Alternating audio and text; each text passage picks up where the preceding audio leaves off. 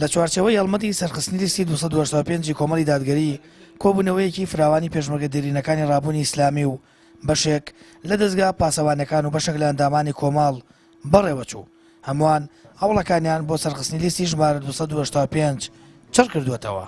بەردی بناغی ئەم کاروانەی ئێمە برا پێشمەرگەکانمانن، هەم ئێمە قەرزاری ئەوانین، هەم ئێمە ئەوانیش قەرزاری ئەم کاروانین. جا چیمان پێ ئەکرێ ئەم فترەی کە ماوە، ئەم چەند ڕۆژەی کە ماوە، ئێمە و برا پێشمەرگەکان پێشمەرگە ئاسا هەنگاو بنێن بۆ سەرخستنی ئەم لستە. پێشمەرگە دێرینەکانی کۆماڵ جەخت دەکەنەوە، کاری جدی دەکەن، هەوڵی تەواوەتی دەخەنە گار تا لیستە ئیسلام خوازەکە سەر بخەن کە دەنگی ڕاستەقینەی خەڵکی کوردستانە بۆ بەرگریکردن لە مافەکانیان. ئەڵێن گوایە نەوتمان فرۆشتووە، بەڵام 30 میلیارد دلار قەرزار بووین، یعنی ئەگەر 20 ساڵی تر خەڵک لە دایک بێشتا هەر قەرزارە. کاکە خۆ نەوتمان بکرایە باشتر بتانەوەتمان بفرۆشتایە. یعنی ئەمە بچووکترین نمونەیە تۆ لە بەردەشتا تۆ بتانی نەتوانی ئەم گۆڕانکاریە دروستکەی، نەتوانی ینی دەنگێک چیتە خۆرشتە سەر سنووقەکە دەبێتێک خۆ بینی خۆت و خوا بخوا کەس نازانە دەنگ بەکێداوە. ئەویتر بە درۆژ نەتان ترسێن وڵا ئەزان دەنگ بەکێدراوە دەنگ بەچی ئەدرێ و جەنگ چۆن ئەدرێ ڕژاتان لێ یەکەم کاکە با گۆڕانکاریە دروست بێ خەڵک تاقیکردنەوە هەر تاقیکردنەوە بزانن چۆنە دوای 4 ساڵی تر بە دڵتانەوە بێگۆڕن. ئێمە وەکو پێشمەرگە دێرینەکانی کۆمەڵی ئیسلام کۆمەڵی دادگەری کە چەند ساڵێکە لە هەشتاکان و بۆ سەر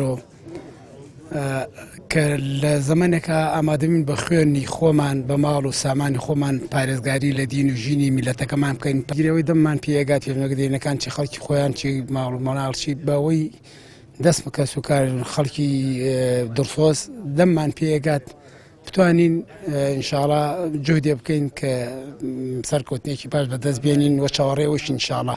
ئەبێ هەموو کەسێک لە لای خۆیەوە کە بزانێ ئەمە شایەتیەکە بۆ قیامەت و ئەمە جێدەستێکە دیارە وەکو چۆن لە ڕابردووە پێشمەرگە بووە فیشێکی تەقاندووە لە سنگەرا و ئامادە بووە خوێنی خۆی بەخت بکە.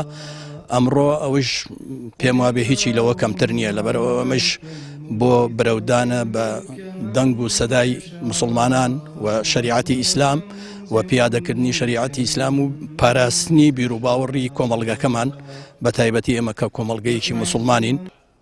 لە ڕابوون و کاروانی ئیسلامیدا ڕۆژانە گەمانە لە سەنگەری سەرخستنی پەیامی ئیسلامەتیدا شەو و ڕۆژیان تێپەڕاندووە.